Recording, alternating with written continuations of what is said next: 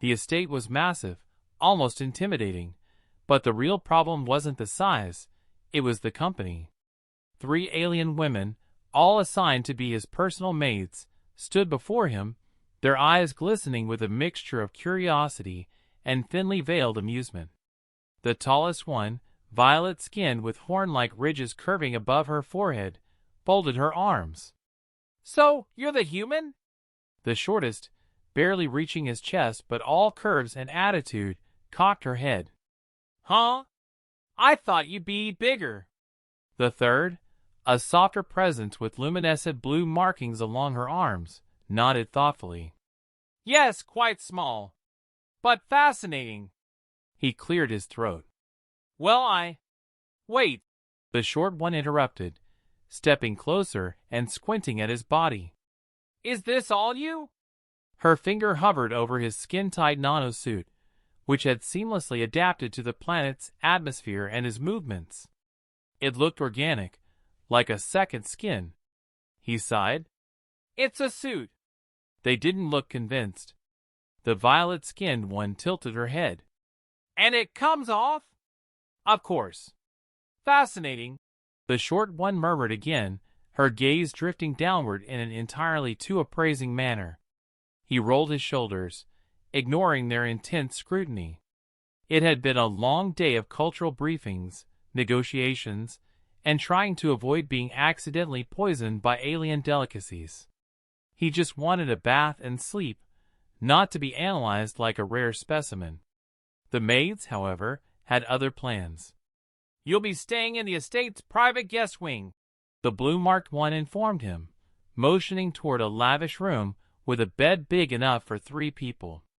"Our duty is to attend to your needs." "Within reason," the violet one added with a smirk. He didn't like the way she said that. The short one grinned. "Oh, don't look so scared. We'll be gentle." He wasn't scared. He was just deeply aware that these women had absolutely no understanding of human anatomy or personal boundaries. "Great," he said dryly. "Just respect my space, okay?" The short one leaned in, inspecting his collarbone like it held the secrets of the universe. "How does this part work? Do you shed?" He blinked. "What?" She gestured vaguely at his neck and arms. "We were told some species molt. Is this your first cycle? Should we prepare a containment unit for your old skin?" The blue-marked maid nodded thoughtfully, as if this was a serious discussion. "Yes. That would explain why his exterior is so smooth." He ran a tired hand down his face. "I do not molt." They exchanged looks, then shrugged. "Fine," the violet one said. "We'll see." They left him alone, but he could feel their curiosity lingering even after the door shut behind them. He sighed, stretched, and muttered, "This is going to be a long assignment." The first 3 days weren't terrible. Yes, the maids were constantly watching him, as if expecting something monumental to happen. Yes, they had zero concept of personal space and an alarming level of enthusiasm about his potential molting cycle. Yes, they whispered things like, "Do you think it will be sticky?"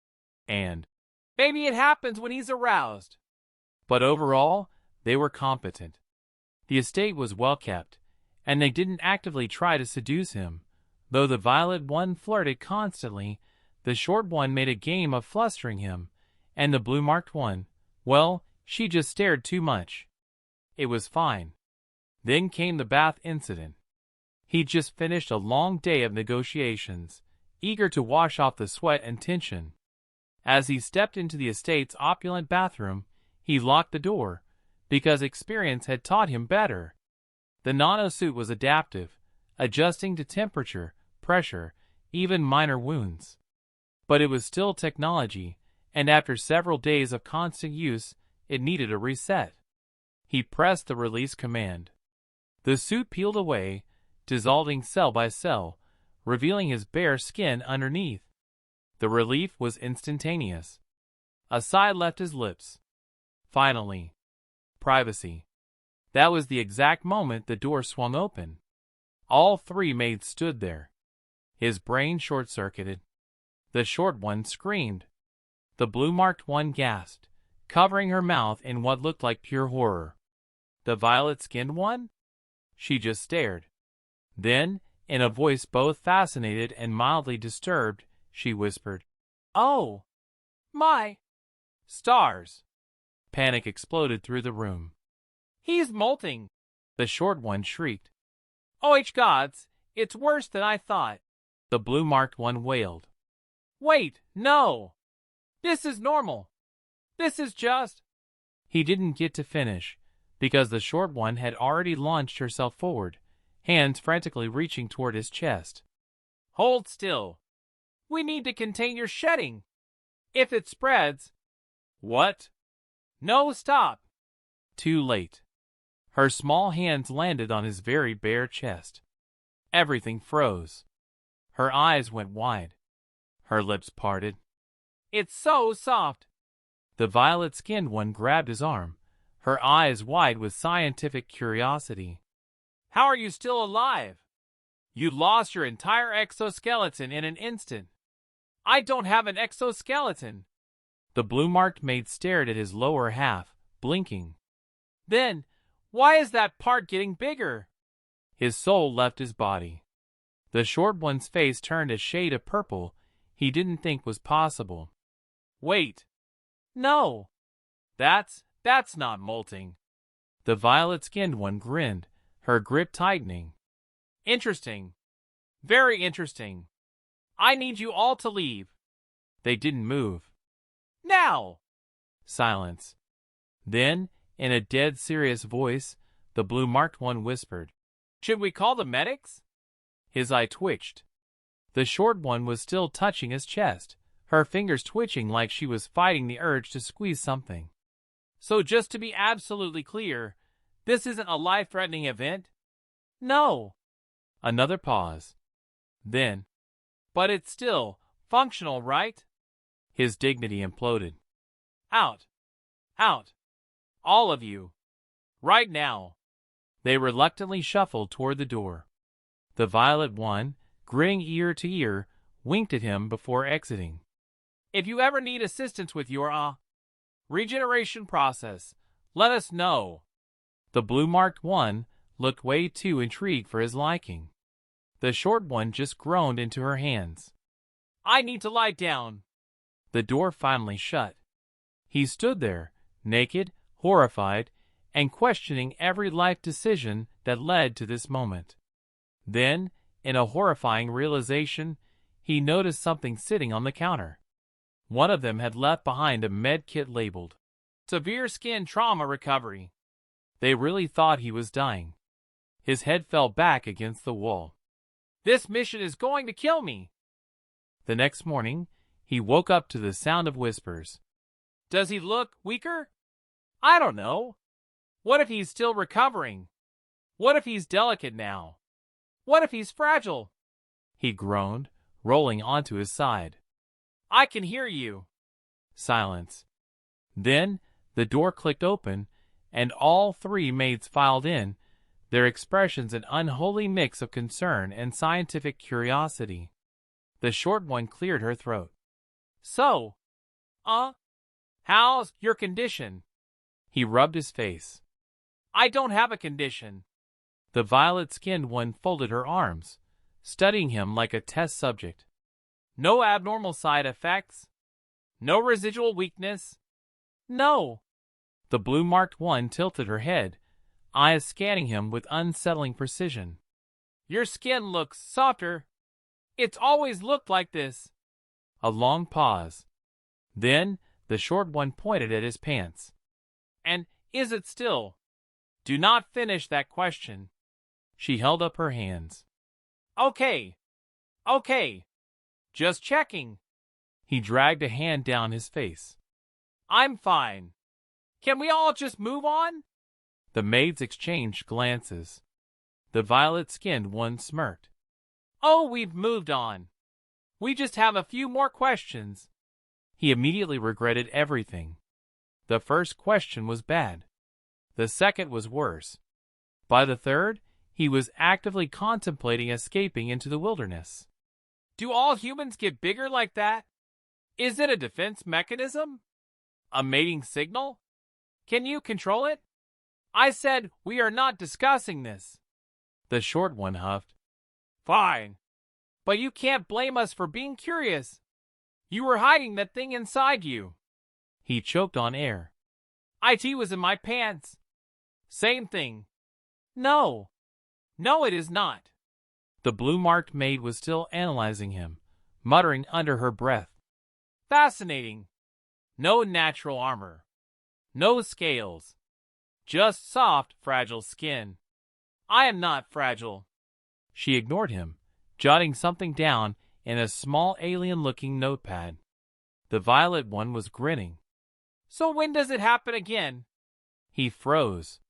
The short one narrowed her eyes. Yeah. Is it random? Or do you have to, activate it? His entire body locked up. That's you're not. Oh gods. The short one leaned forward, whispering like she'd cracked some grand mystery. Do you have to rub it? His soul ascended. The violet one was already laughing.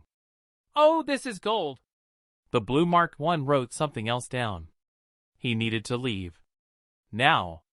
For the next 2 days, he avoided them like the plague. He ate alone. He bathed with a chair propped against the door. He refused to make eye contact for longer than 3 seconds. But it didn't matter. The damage was done. And the maids? Oh, they were having a blast. I don't see why you're so embarrassed. The short one teased, lounging against the counter as he tried to eat breakfast in peace. It's a natural process, right? The violet one smirked. A very interesting natural process. The blue-marked one was still taking notes. We should document this further. He slammed his spoon down. No, you should not. The short one snickered. So touchy. Does this mean it's happened again? He stood up so fast the chair nearly fell over. I am going to my room. None of you follow me. The violet one winked. No promises. He bolted. Unfortunately, they weren't done. That night, as he locked his door, a knock sounded. He ignored it. Another knock. Then a voice. We have concerns. He pinched the bridge of his nose. Go. Away. The door opened anyway. He spun, ready to fight God himself, only to find all 3 of them standing there, dead serious. The short one crossed her arms. Look. We've been thinking. That's never good. She ignored him. You're the only human here, right? He sighed. Yes. So there's no other males of your species around? No. A pause. Then the violet one grinned. So how do you plan to breed? His brain shut down. The blue-marked one nodded thoughtfully. Yes. You're at risk of extinction. What? The short one tilted her head. Should we help? He made a strangled noise. No. The violet one looked unimpressed. Are you sure? We're quite capable. This isn't. The short one sighed. You're making this weird. I'm making this weird? They nodded. The blue-marked one held up her notepad. If you don't want direct assistance, could we at least study the process? His jaw dropped. The short one perked up. Oh, yeah. Do you need to see visual stimuli? We could provide. I am leaving this room. The violet one grinned. We'll be waiting. He sprinted out the door. The next morning, he woke up with a plan. Avoid the maids. Don't engage. Don't react. Just eat, work, and pretend none of the previous conversations ever happened. It was a solid plan. It lasted 10 minutes. Because the moment he stepped into the common area, they were waiting. The short one smiled way too innocently. Good morning, sir. He narrowed his eyes. What are you planning? She feigned offense. Can't a maid greet her employer without suspicion? No. The violet one grinned. Oh, don't be like that. We've been studying more about your people. His stomach dropped. Studying how? The blue-marked one lifted a data tablet. We accessed human cultural archives. He froze. Cultural archives? The short one nodded enthusiastically. Yes. And we found some very fascinating material. A feeling of pure dread crept up his spine. What? Material. The violet one tilted her head. Do you know how many human films are centered around maids? His soul departed his body.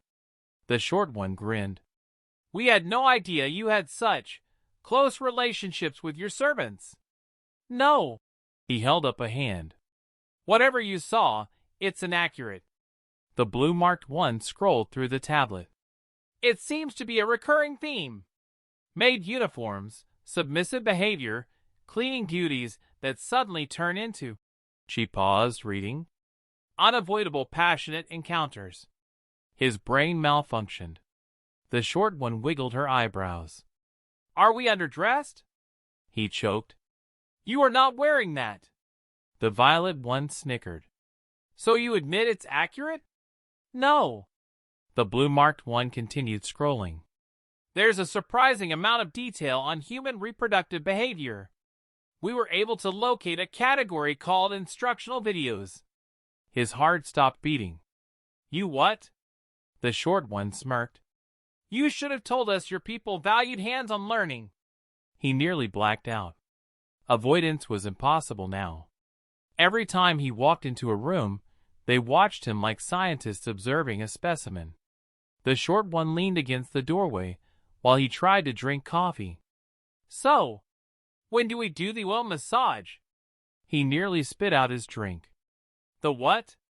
She shrugged. The videos were very specific. Humans require relaxation treatments before mating. He slammed his cup down. I am not discussing this. The violet one sauntered in, grinning. I think he's shy. The blue-marked one nodded thoughtfully. Could be a mating ritual. Some species need to be chased first. He stood up so fast his chair screeched. Stop analyzing me like a breeding experiment. The short one sighed. If you just cooperate, we could answer so many questions. I'm not helping you with your research.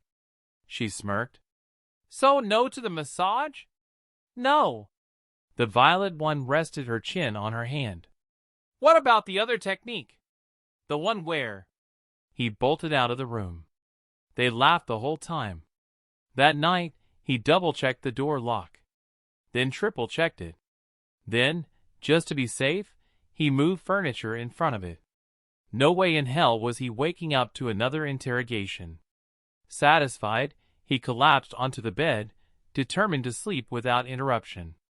5 minutes passed. Then, a gentle knock. He groaned. Go! Away! The knock came again. Then the violet one's voice. We need to talk. No, you don't. A pause. Then, the short one. We've made an important decision. I don't care. The blue-marked one, sounding eerily calm. We believe it is our duty to assist in human reproduction. He sat up violently. No, IT is not. The door clicked open. His stomach dropped. They stepped in, unbothered by the blockade he'd made. He stared at them, horrified. How did you get in? The short one smirked. You forget, we're the ones who programmed the security system. His eye twitched. You bypassed my lock? We updated your clearance settings. That's the same thing. They ignored his rage completely. The violet one grinned. We've reviewed the material extensively. We're ready. He blinked. Ready for what? The short one arched a brow. Mating, obviously. His soul ascended to another plane of existence. The blue-marked one nodded. Your species' survival is at risk. We're offering our assistance. That's not how this works. The short one sighed. You're overcomplicating things. I'm overcomplicating? You're trying to turn this into a National Geographic special. The violet one grinned. Oh, come on. Think of the scientific breakthrough.